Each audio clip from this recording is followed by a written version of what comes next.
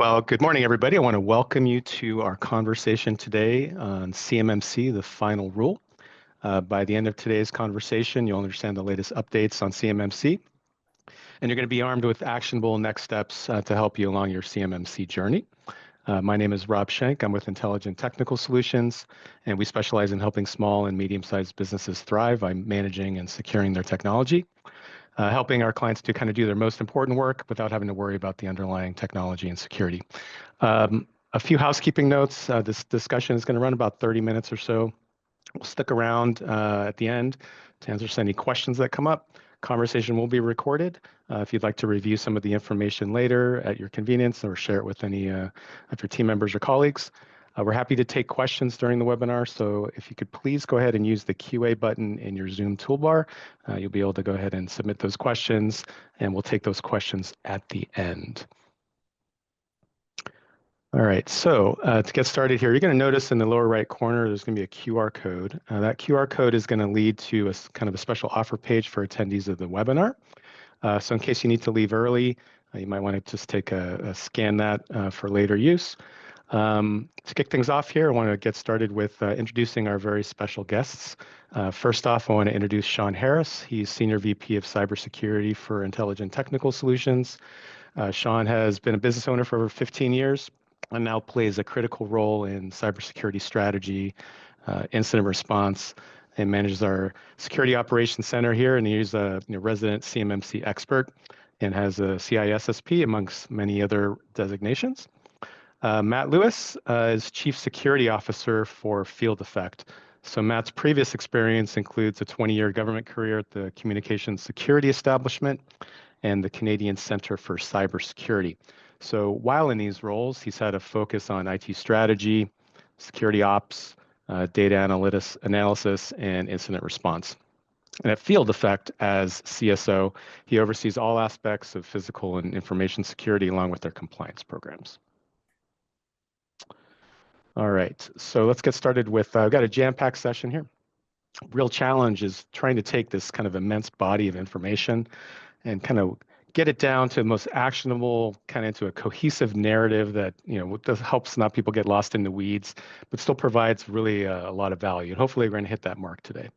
So first off, we're going to do an introduction to explain, what CMMC is. Let's set the baseline, why it's important. And then we'll get into some of the popular CMMC vernacular so you can understand what's going on, as well as looking at some of the recent changes with the final rule and some of the structural adjustments that have been made there. And then we're going to dive into how to prepare yourself for an audit. And finally, we'll talk through how CMMC is here to support defense companies and our channel partners and how we can help out. Hey, Rob, before we get into that, yeah, I love your background. It's very zen for such a thing there, but I oh, don't there you go. see you. There you There go. we go. Sorry about that. Fantastic. Thank you. Appreciate that. Yeah. Alrighty. So cybersecurity is a top priority for the Department of Defense. Maybe Matt, you can get started with a brief overview of CMMC. What is it? Why should we care? And let's kind of kick it off from there. Yeah, absolutely, Rob. So CMMC was implemented by the Department of Defense, and the reason was just to really strengthen the cybersecurity in their supply chain. You could think about critical DoD data being stolen, but it's about more than that. Let's take the example of a key supplier for a weapons program gets ransomware, and they're out of business for weeks or months while they recuperate from that attack. That could put the cost of delivering that weapon system way behind schedule, over budget. So it's all about ensuring the resiliency of the supply chain and to better safeguard the information as it flows from the Department of Defense down to prime suppliers and then sub-suppliers there. There are 3 levels of CMMC certification. We're going to talk about them on the next slide. And this is not something that is in the future. This took effect on December 16th. CMMC is live, and it's going to be rolled out over the next couple of years. Sean, did I miss anything there? No, that's a good background to it. I mean, there's portions of it that we're all trying to forget. Is it's taken a bit to roll out, right? But we're to that point now. And there's a big part that a lot of us in cybersecurity appreciate is, we're defending the secrets of our government, which is a very worthy cause. So it's, even though it's quite a headache and we're going to talk about it, it is definitely something that needs to get done. I agree. CMMC has had a lot of stops and starts over the years, but it definitely appears to have some momentum now. So here are the 3 levels of CMMC. They go from level 1, which is basic cyber hygiene, through level 2, intermediate, and that aligns with the NIST 800-171 standard. Revision 2, it's actually an older version of the standard, but you don't have to worry about that right now. And then we get all the way up to level 3. So how are they going to decide? It's going to be on a contract by contract basis. So if you're a DoD supplier, but you're working on a weapon system that's decades old, and they're not as worried about that intellectual property falling in the hands of nation states, you probably get away with level 2. But if you're working on something cutting edge, like a new Navy submarine or the F-35, that's going to mean additional controls that you have to implement, and also that audit is going to be done actually by the DoD themselves, partially.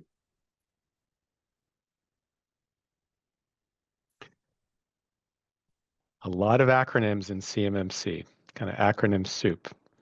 So I guess to kind of help us out here, let's kind of set the baseline a little bit. So maybe Matt, you can start going through some of the kind of vernacular and acronyms so people have a good baseline understanding of what we're talking about. Yeah, absolutely. I just want to give everyone a warning first that we are entering a TLA zone, or a 3-letter acronym zone. CMMC has its own vernacular. A lot of people call it CMMC speak. And in order to be successful in this, you kind of have to understand all of the terms that are being thrown around. So let's go through some of those quickly. The first one is the DIB, the Defense Industrial Base. That's all of the companies that CMMC is going to apply to. I think there's over, Sean, there's over 100,000 DIB companies in the United States. Sounds about right. Yeah. Yeah, the DIB is massive, and CMMC is all about protecting the DIB. Now, one of those companies makes the statement that we're going to go and get CMMC for certification. They become what's called an OSA, or an organization seeking assessment. That's just a DIB company that's put their hand up and said, we're taking CMMC seriously and we're going for it. CUI. This is sometimes pronounced CUI. Sean, or do you like CUI or CUI? I sometimes go back and forth. You know what's crazy is before I went and got my CCP, right, the CMMC professional, I read it all as CUI, and then everybody called it CUI, and now I hear people calling it CUI again. I like CUI. It rolls off the tongue a little bit more. It's funny you mentioned cuy, because my mom is Peruvian, and then it's like they have they call it a guinea pig, and it's called cuy. So it's just really kind of funny. Anyways, right. Keep going. So CUI, CUI, it's controlled unclassified information. When I think about CUI, I think about the plans for those weapons, the schematics. These are the things that the DoD really want to protect through their supply chain. So if you're dealing with something that looks like this on the left-hand side of the screen, CMMC definitely applies to you. But side note, that's not real CUI on the left-hand side of the screen. Putting CUI into a PowerPoint presentation and giving it a public speak on it, that would be a big no-no in CMMC land. It's funny that you say that, because we often, when we're going through, we'll talk about later how we go through with clients, but we'll ask them, are you publicly displaying anything? And they don't think about stuff like this, right? And it may not be a public presentation, but it might be in a way that shouldn't be shared, or even pictures of jobs that they did on their website. That's a thing too. Is that Right. Are any of those pictures showing anything that they shouldn't? And so you just never know where that CUI lives. Yeah, that's absolutely true. External service provider, or ESP. These are the outsourced technical companies that are going to help your DIB company with meeting CMMC certification. So a great example would be ITS. If they're your managed service provider, they are an ESP in CMMC lexicon.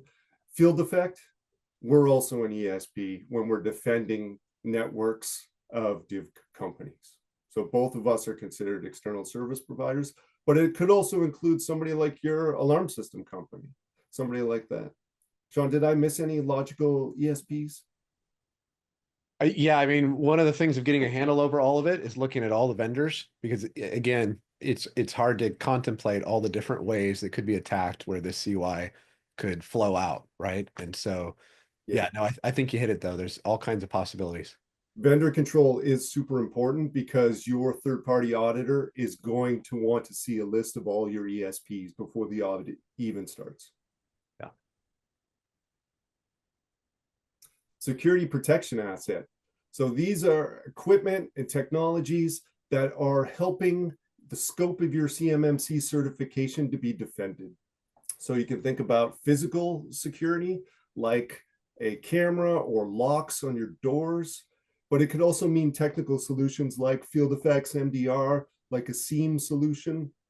All of these are security protection assets. And why are they important? Because you need to know what they are so they can be properly documented in your CMMC documentation. Security protection data. This is a new term in CMMC, and what it means is the logs and the telemetry that your security protection assets analyze in order to keep you safe. So it's different from CUI, and we're going to see in the next couple of slides how the treatment of SPD changed in the final rule. The last one is C3PAO. That's CMMC third-party assessment organization. We're going to talk about C3PAOs, or just the auditors. These are the private sector companies that are going to come in to assess how well you've implemented the CMMC controls and give you that final check mark about whether you can get certified. I only included that picture in this slide because at least once a week I say C3PO instead of C3PAO. So it's not the Star Wars character. And that's so funny that you put that in there, because that's always a joke that we hear. And it's really 3PAO is a very common term to be used for this, for the assessment organizations, and they just put the C in front for CMMC. Yeah, a lot of people have taken the C off just so it rolls off the tongue a little easier, the 3PAO. So CMMC final rule. So there's been a lot of changes in CMMC over the last couple of years. And my understanding is that they made the final rule in, was it mid-December, I think it was, Matt? Yeah, it came out last fall in October, and then it came into effect on December 16th. So I'm a good news, bad news type of guy, but let's start with some good news. And this is a really good one. It's going to be rolled out over 3 years. So we're not talking about every DIB company immediately has to be certified. That wouldn't really be possible anyways, because right now they're lacking C3PAOs. There's not enough of them. There's not enough assessors. And I think the final rule recognized that it has to be brought in slowly while the CMMC ecosystem evolves. So it's going to begin as soon as the rule 48 CFR drops. That's going to be this spring. And then the 3-year implementation process is going to begin. They're going to start with level 1 with the self-assessments, the basic cyber hygiene, and then they're going to move on to phase 2 and then level 3. But if it keeps going at this rate and keeps up the momentum, they expect that within 36 months or 48 months, they're going to have a fully functioning system at all 3 levels. But here's the bad news on that.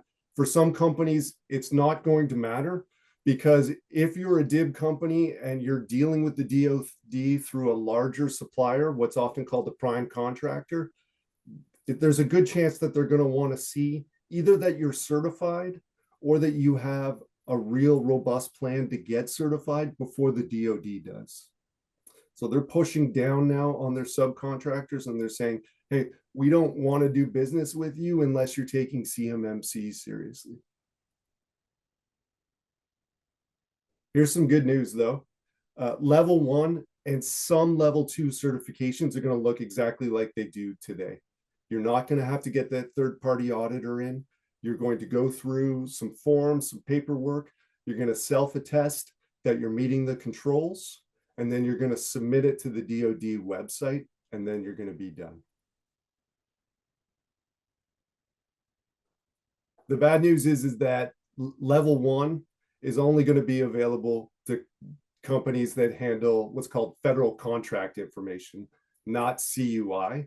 So you could think of those as maybe a healthcare provider that does benefits for DoD personnel, maybe a lawyer who deals with contracts, or maybe an accountant, but it's not going to be applicable to most of the DIB.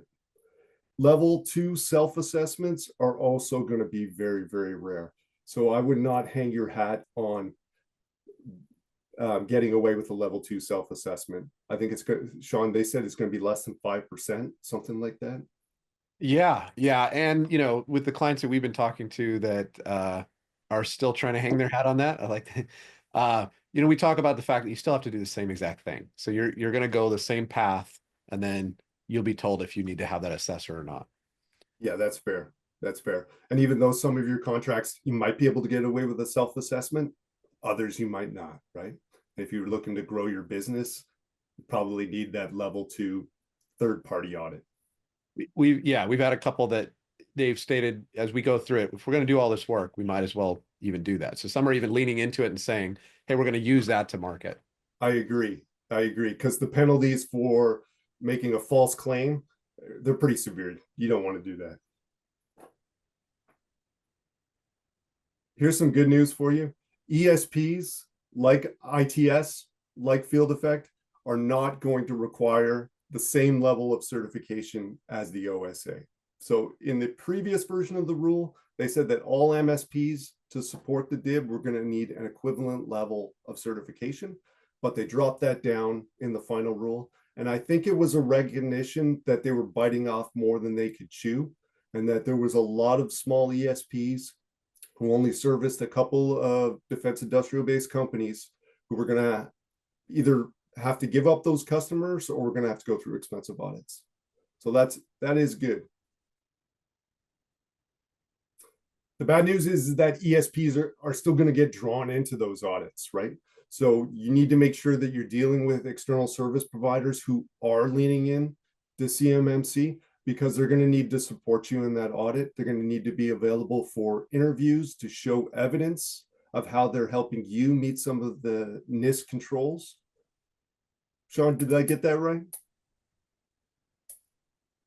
Yeah. I mean, it's good news for I mean, there's all kinds of vendors that were going to leave the space. So that was good. But I'm starting to get tired of your good news, bad news, Matt. You hit us with a good one, and then you hit us with this one. This one can be painful because Yeah. this is now. It's true. Yeah, it's true. No, you're right. It's true. We do need to talk about the. It's true. But I think the flow of this, it really encompasses the up and down of CMMC, the roller coaster that it's been. That's a good point. Some of those that are not, some people on the call today have probably CMMC is new to them. Some of them have been tracking, and we have our own clients that have been knowing about it since it was like a 1.0 thing that they called, right? And it has been a roller coaster, right? We're getting to the point where we're, I guess, getting off the ride, or I don't know, starting the ride, but yeah, it has been a roller coaster.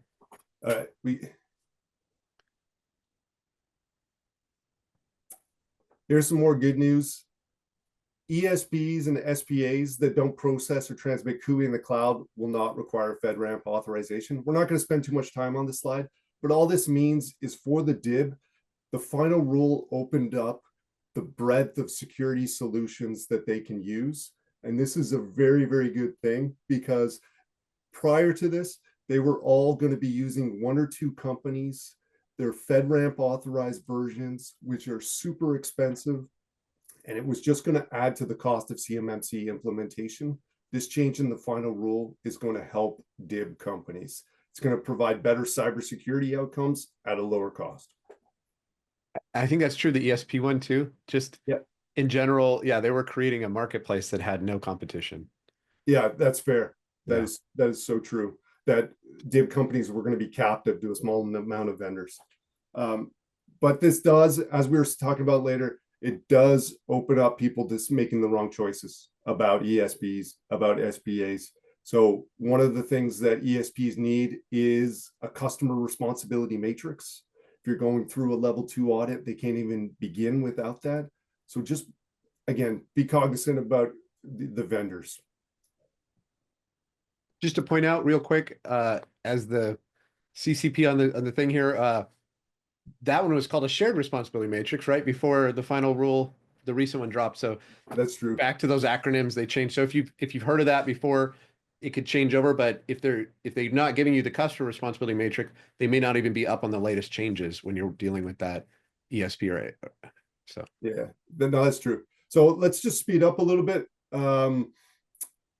I'll say that CMMC has a very complex scoring system.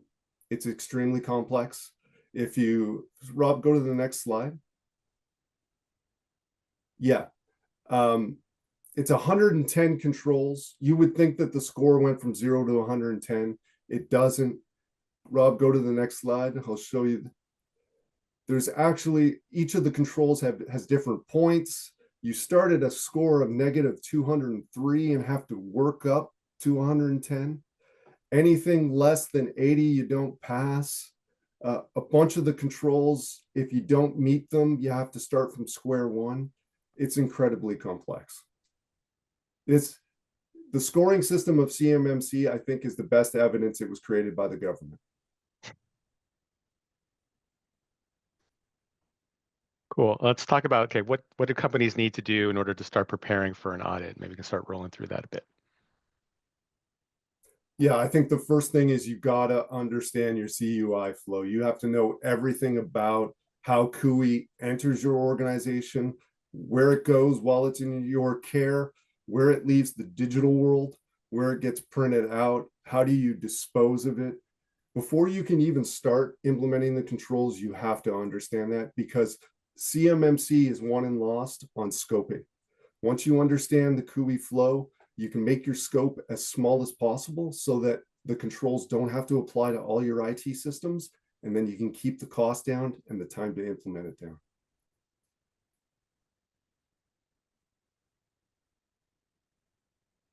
The next one I'd say is you have to find the right C3PAO for you.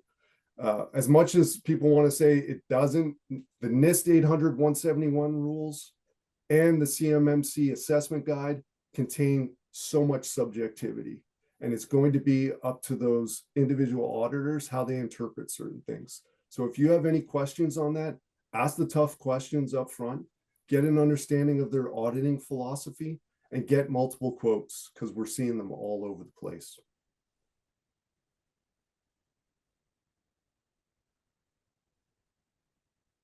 Sean, I'll kick it over to you for this one. thanks. Yeah, I mean, you spoke about this a couple slides back, but just on what I'm going to talk about here. So I really think a consultant is important. Now, obviously, I'm a bit biased because I'm a consultant towards this, but there are different levels of consultants too. There are those that have never heard of this. There are those that are a registered practitioner. That's a great thing to get. It's a thing that they go online, they meet a background check, they pay a fee, and they answer some questions. It's about a 4-hour thing. Then there's the higher levels of CCP and CCA, right? Certified CMMC professional, certified CMMC assessor. Those are required of the C3PAOs. If you engage an organization that has one of those on staff, a CCP is usually what you want to look for. That's what we have. That's what I am. That means that they have a much deeper understanding. That's weeks of training with a much longer test, classroom training, that kind of thing. So what we do when we engage, oftentimes someone internally is helping in some idea. Sometimes people have no idea, right, where they are with CMMC, but and they'll have some kind of score, that scoring that we were just talking about before. And I have yet to find where we go through it with them where their score was actually correct. Usually it's way off. It's, they have a positive score and they actually end up a negative score. So how do we get that correct? You touched on it earlier. We have to identify where is the CUI and FCI. And so we usually will do like accountability matrix with their people, who's touching stuff. We're going to look at an asset list, a software list. We're going to create a data flow diagram, meaning we're going to look at where does data, like an actual visual diagram we're going to create. And we're going to identify the scope of what we're protecting. That is such a critical role and thing that needs to be done. We'll validate your self-assessment. That's that second bullet there, because like I said, oftentimes it's off, and that's why you bring in a consultant. We start doing regular meetings. If you want to go to the next slide.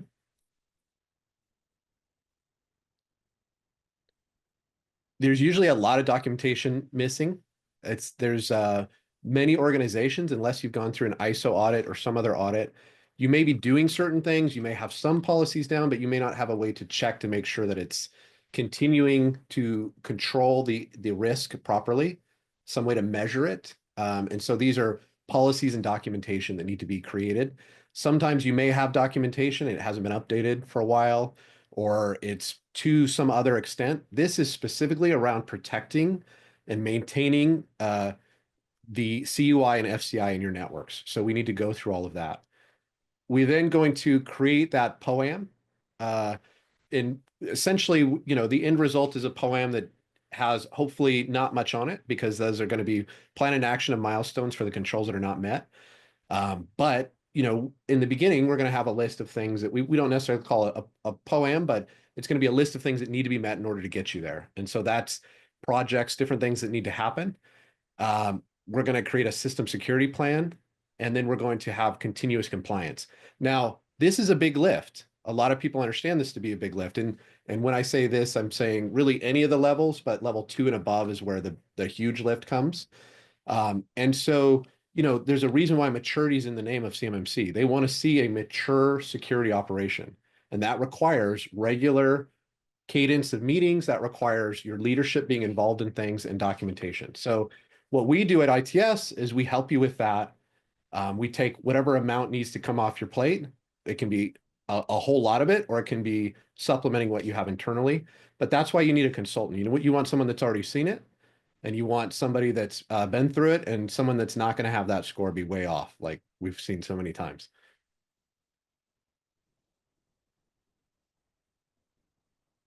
And then that kind of leads into, you know, Matt was saying you should get you need to understand that the type of auditor that you get, even though they're all C3PAOs, might be different. Even, you know, we all know different people doing the same job, different type of accountants.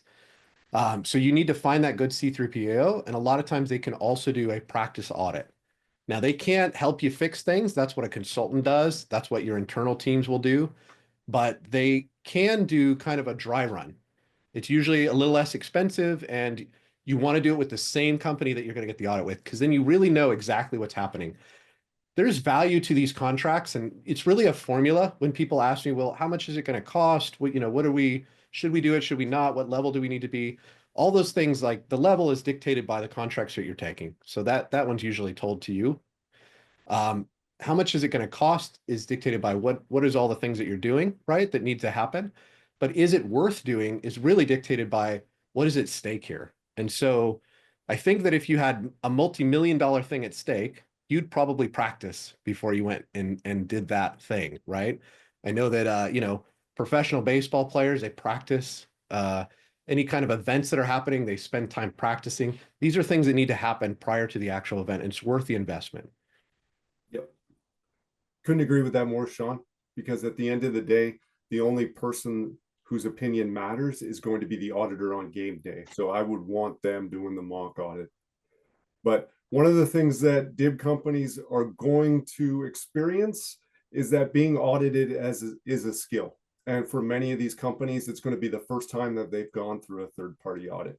So the best recommendations I can give you is to prepare thoroughly with your consultant, do that mock audit at all times with the auditor, be professional, don't joke around, and keep your answers short, because auditors are masters of taking in information and putting pieces together.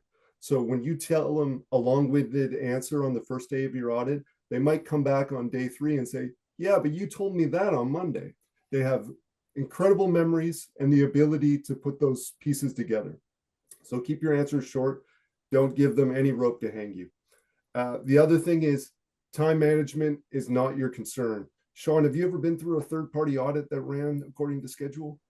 No. Yeah. No. I wish I have been. Yeah. Yeah. It's just one of those things. They always tend to be running behind schedule. Yeah. And not only is that not your problem, it actually benefits you as an auditee, because what it means is that the auditor who has to move on to their next customer at a defined point is going to spend less time on some of the controls, kicking the tires. So that it definitely benefits you. So if they're running behind schedule, let them run out the clock. Yeah, I love those tips because no, most people don't want to talk about that. Obviously, we want to meet all the controls. We want to pass the audit as defined, but there are some things that you can just shoot yourself in the foot if you don't do properly. And so, yeah, that's the difference of having someone in there that's been through one before and not. So those are Yeah. great tips, Matt. This screenshot on the left-hand side is from a very humorous video about preparing for an ISO 9001 audit that you can find on YouTube. We have all of our people watch it before they talk to an auditor because it does it in a good way and it tells you all the things I just told you. Hmm.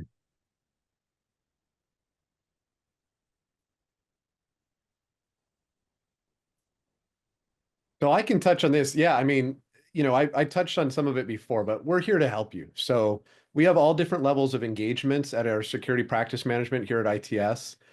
We call it VCSO, Virtual Chief Security Officer. So that's giving you fractional time with what would otherwise be an internal resource that you might have. But this is exactly why VCSO is powerful, because to expect your internal resource to be an expert in CMMC is a lot to expect. Maybe at some point you will ramp them up to that, but you're trading money for time, right? That's anytime you're bringing in a consultant. So we can produce everything going through it with you. Now, any kind of model like this, producing everything means we're doing it in conjunction with you as we approve policies, as we draft policies, as we do procedures, all that stuff. So it's really offering the leadership and the project management and guidance to keep everything going forward. Or we can do a little amount too. So we have some organizations that they've placed an internal person and they just want us to review their SSP, or they want us to do the initial gap assessment that we do when we first come in and we're looking at their SPURS score. So, we have the whole gamut, and we've invested a lot at ITS we're full boat on this with CMMC, as evidenced by the fact that we have me as a CCP here and we're having this webinar with you. So we have a dedicated team for this internally, and we have quite a few individuals that are part of the consultants, quite a few RPs that are registered, and we're only increasing what we're doing. So we're here to help.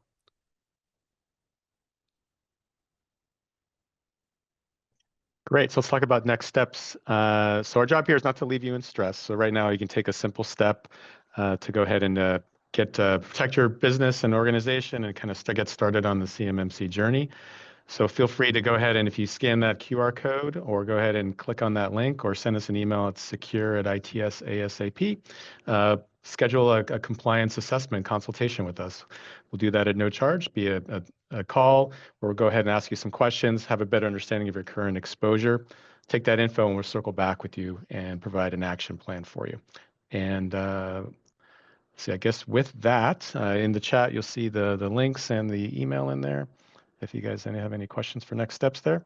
Let's transition over to some questions because we've gotten some questions have come in here. So let's get that going started here.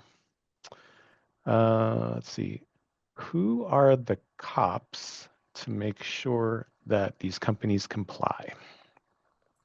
Yeah, well, really the cops are going to be the C3PAOs. They're the ones that are coming in and they're making that final determination, right? Well, Sean, would they be the cops or the referees?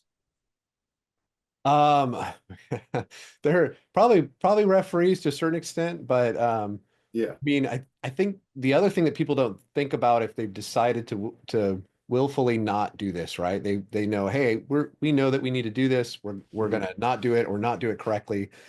Their cops also include whistleblowers. So people within your own organization or people that function and work with your organization can turn this in. They can whistleblow on it, and they can actually, there's a third of the damages, the treble damages that go to them for doing it. Sure. So that's a good point. When you're doing a self-attestation at either level 2 or level 1, the cop then becomes the federal government who will come after you for filing of false claims if you're not meeting those controls. And it could be the whistleblowing, or it could also be maybe you have an event that happens, right? Yeah. Some kind of security event, which we could all have, and you might be more likely to have if you're not actually doing any of these things, right? And so then in that scenario, they're going to start looking under the rocks to go, well, what did you do to meet this? And they might uncover this, and now you're going to have huge damages or the value of the contract. It's probably a good time to mention that even level 2 companies are not going to need a C3PAO audit every year. They're going to self-assess in years 2 and 3, then nothing has changed. And then they're going to get a third-party audit every 3rd year. That's a good to point. know. Yeah, so Yeah. you're in a scenario where you could have met all of that, and then between years 1 and 2, maybe something slipped and something happens and you're not meeting it. Yeah. Right. Cool. Next question. Does CMMC only apply to prime contractors, or does it impact suppliers too? And maybe, I guess, for just to make sure we're level set here, maybe you can kind of define prime contractors for folks that maybe aren't familiar. Yeah, that's fair. Those are really the big boys, right? When I think of prime contractors, I think of people like Raytheon, like General Dynamics. And they flow down a lot of that work to smaller companies. They part it out. So is it going to apply? It's definitely, it applies all the way down. And those are going to cascade. I think, Sean, they're still figuring out exactly how that's going to work. You know, like if I'm a level 3 prime contractor who's making a very sophisticated weapon system, but I have a subcontractor who's just making nuts and bolts for it, it's probably not going to flow down with a level 3 requirement. It would be a level 2. But don't hold me to that. It's all going to be in the contracts that they sign with the DoD and then you sign with the prime contractor. Yeah, I suspect we might see some overdoing it, where some of the primes are going to require a certain level. I think I heard Lockheed Martin was requiring level 2 even for some level 1 requirements because they didn't want to deal with data differently. Yeah. I suspect as this flows out more, there'll be more granularization of it and making it, you know, less onerous on everyone. Yeah, absolutely. I just don't know what the DoD's capacity is to do those DIPCAC audits of level 3. So I can't imagine them flowing down all the way through the supply chain. Yeah, that's a good point. Cool. Next question. So I think 2 kind of related. So you are offering CMMC as a service, correct? And then how do we engage prospects? Are we representing our own company with ITS as our ESP? Maybe Sean, you want to take that? Yeah, I can take that. So CMMC as a service. So it's funny because our industry, we like to call everything as a service. But yeah, essentially that would be compliance, right? And then an environment for you to have a CMMC compliant environment. And we're doing a lot of that in the government version of Microsoft Azure. So Azure GCC or GCC High. So we certainly, yeah, can set you up and do that for you, and we can help transition that and create the projects. And then, yeah, we would be the ESP in that case, and we would have our customer responsibility matrix with you that would clearly define which of the controls we are responsible for, which you're responsible for, or which are shared responsibilities. Did I understand that question correctly, Rob? Do you think? I don't know. I think so. Maybe if you wanted to chime in again, if that wasn't answered, you know, we can go ahead and clarify. Okay, we'll move on to, let's see. So we look for all companies that work with the DoD. I guess that's the follow-up. Say that again. They work with all companies. So we look for all companies that work with the DoD. They look for. Those are our prospects, question mark. Oh, yeah. I mean, I think if you're looking to get CMMC certified and you want to put yourself forward as that so that you can work with all the companies that work with the DoD, then certainly we can help you do that and we would be your ESP. If you want to, I guess, bring us into a conversation with those other companies, that would be the other way I could interpret that. We're happy to do that too. Yeah. John, I think that's pretty typical for small managed service providers, small ESPs, where they say, I'll handle the corporate stuff, but I'd really like to part out the management and the security of that CUI enclave. I just don't have time for it. We've had a few recently that was kind of the story that I had, right? Of the score was much higher than it probably should have been. We went in there and there were a lot of things not really, you know, looked deeper into, understandably, right? Someone's outside of their knowledge base. And so we kind of quickly figured out that the local MSP wasn't quite up to par with it. And we gave them routes of how they could get there, or I think the conclusion was, you know, we'd rather ITS just do an enclave for the environment for what's involved for CMMC, and then we'll help with the local stuff. And so I think we work really well with smaller MSPs in that fashion, or smaller organizations. Yeah, I've heard this statement a bunch lately that you can't be half in on CMMC. Yeah. You know, if you're not willing to make the commitment of just going through all of the documentation and understanding the requirements, it's a big lift. We should say that we don't want to walk away not giving people hope. It is definitely achievable if you have the right team behind you, but it's a big lift. Yeah. All right, next one. How much time and money will it take to become CMMC certified? Such a good question. I get that all the time. And all the articles that we write, like, and we put out there, those are the basis of the question. The analogy I usually use is, I'm not sure because I don't know the state of your house right now. If you want to turn your house into a Victorian, I don't know if you got a double wide trailer right now. If it's just foundation, what is it? So, and it also what level of CMMC, right? So if it's level 1, it's actually fairly quick. We can get through it depending upon if we don't have to redo massive processes and do changes. And so you're looking at 3 to 6 months. If it's level 2, you're probably looking at closer to 6 months to a year, depending upon what needs to be changed. Some level 2 clients we have, they're going into kind of a greenfield or new enclave environment within GCC. So the Microsoft government cloud, right? And in those scenarios, because we can enclave, meaning I don't think we actually defined that earlier. So an enclave is a separate area that we say CUI and FCI are only going to be here. Yep. And most people want to do that because they don't want to have the whole environment subject to all of these controls. But as you can imagine, because most people want to do that, the auditors are looking very closely at, well, how do you make sure that these things are actually separate? And so, a lot of organizations would like to have an enclave. If you can do an enclave, if it makes sense for you with your workflow, then you can usually stand up a little faster in there because it's a new area. And then costs, dependent upon people, dependent upon resources, all of that. We're seeing anywhere between, 100,000 to 500,000 for, looking at several years costs with auditor, consultants, technology changes.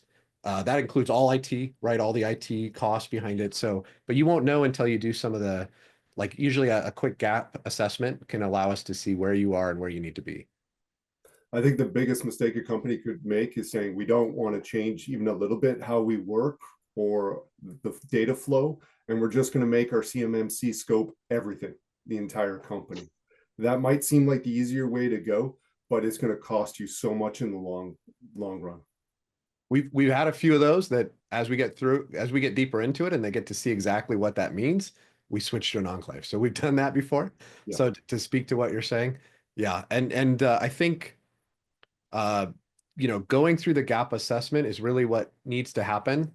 And hopefully you've done some of that. If you've done any spurs on the procurement website, the PIEE, if you've done the actual scoring yet for the supplier score that's there, you'll have some concept, but that can help us get you an idea of the cost. If you reach out, we can, it's pretty quick that we can get you to a cost estimate. Cool. Well, questions are still coming in. So next one, what are the penalties or consequences if my company isn't CMMC compliant? Well, I think the biggest consequence is that moving forward, you're not going to be able to get new contracts with the DoD. So starting in a couple of years, we're going to see that small at first, but eventually every single contract is going to contain CMMC requirements at some level. So if you're currently a supplier, it's probably going to mean that those contracts either don't get renewed or you can't get new ones. All right, next one. If we are still working on our written policy, how soon should we plan on a consultation? I would say you definitely want to do the consultation as soon as you can. So if you put effort towards, a certain path, you might be going down a rabbit hole. You might be phrasing it incorrectly. We've had to repurpose, work and effort that others have done before they came to get consulting. And just depends on the quality and the information of the person leading the written policies. So we're going to have to maybe rewrite some of those policies if you're not writing them in the form of what is needed for CMMC for NIST 800-171. And why double pay for that? We can just help you with it. Yeah, you have some good templates, right, Sean? We got all kinds of magic stuff out there. That's the thing that we'd say right out of the gate. templates, there's AI, there's all kinds of stuff that can help you get this going. But if that were the case, everybody could just slap it down and they'd be done.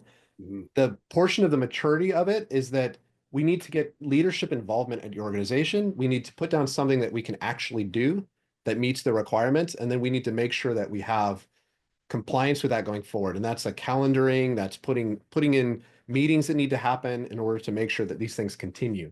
Because if you put it on paper and you don't actually do it, when you go in the audit, you're going to fail. Yeah, 100%. They're still coming. Any idea on how the big changes in both government and federal contracting and granting in the new administration is going or are going to change things? Oh man, that's the $1 million question. That's a good question. Yeah. Right? Is Doge going to kill CMMC? I mean, who knows? CMMC has had so many ups and downs and twists and turns that I wouldn't bet against one more, but it's got the momentum right now, and I don't see it happening. Sean? I mean, I know that I'm a bit biased because I'm hanging out with C3PAOs and I'm hanging out, and they're obviously all invested time and effort into this. I don't see it going anywhere. Just recently, Katie Arrington was appointed as the CISO of the U.S. Department of Defense, and that was just in February, right? So that's just earlier this month. She was kind of the mother of CMMC to begin with.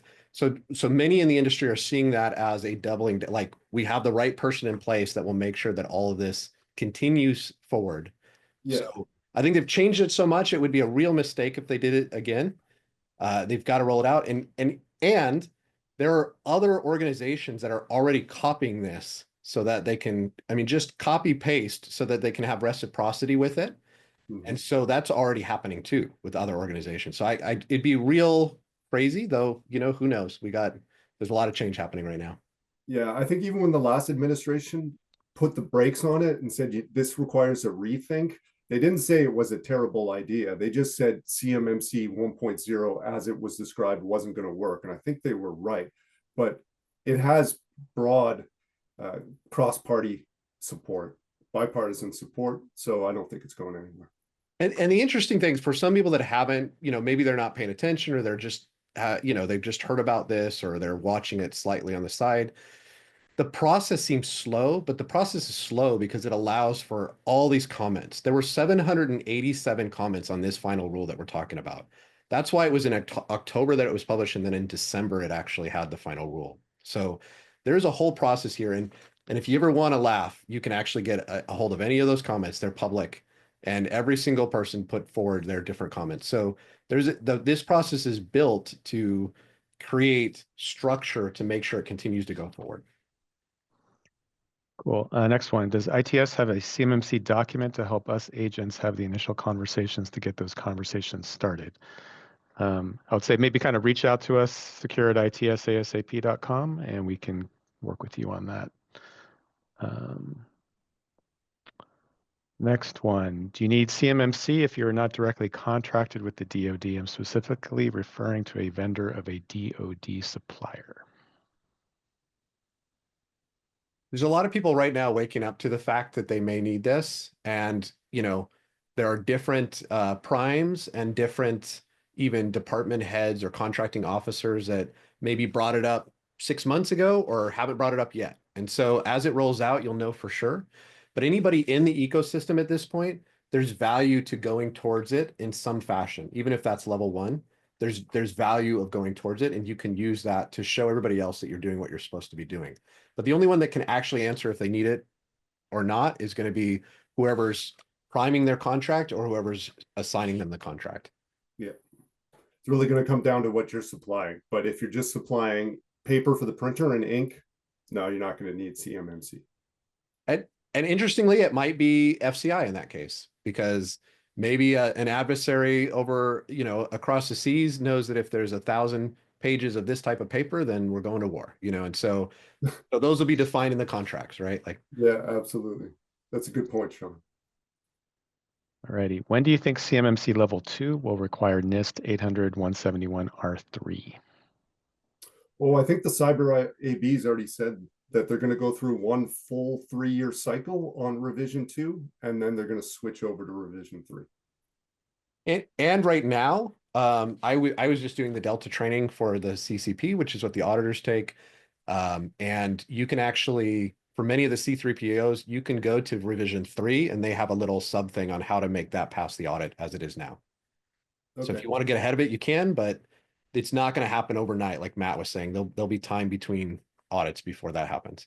What are you recommending, Sean? Because I really like revision 3. I think it has many improvements over the older version. Yeah, we've been asked this a few times. So if you're just starting now, let's do revision 3, right? If you're already fairly deep into it, revision's 2 good. We've got some that they started with earnest and what was called, the original CMMC, and then the rule dropped and it changed, or excuse me, the changes happened and they went from the 5 levels to the 3, and they just put it down. They went, we're going to wait. Now they're coming back saying, hey, we want to get into it, and it's all based on revision 1 from 2017. And so we're going back and going, okay, we have to rescore these because there's changes. So your best bet is to, if you can, always go for the latest one, and again, that's, if you can, if you know you need this and you've identified your C3PAO, we can also talk to them too, right? Make sure that everything's lined up. It's a great question, but for your C3PAO, when you're going through the interviews, let them know that, hey, we've actually implemented revision 3. How would you audit that? Cool. Excellent. Well, I think that's a lot of good questions there. So appreciate everybody's engagement and participation in the webinar and conversation here today. So we want to thank everybody for their time. Thank you, Matt. Thank you, Sean, for the great expertise and knowledge share. And hopefully this has been valuable for everybody out there. Please reach out to us, secure@itsasap.com. Go ahead and click that link, set up a meeting with us, and let's keep the conversation going. Thank you all very much, and we'll see you on the next go round. You all have a great day. Thank you.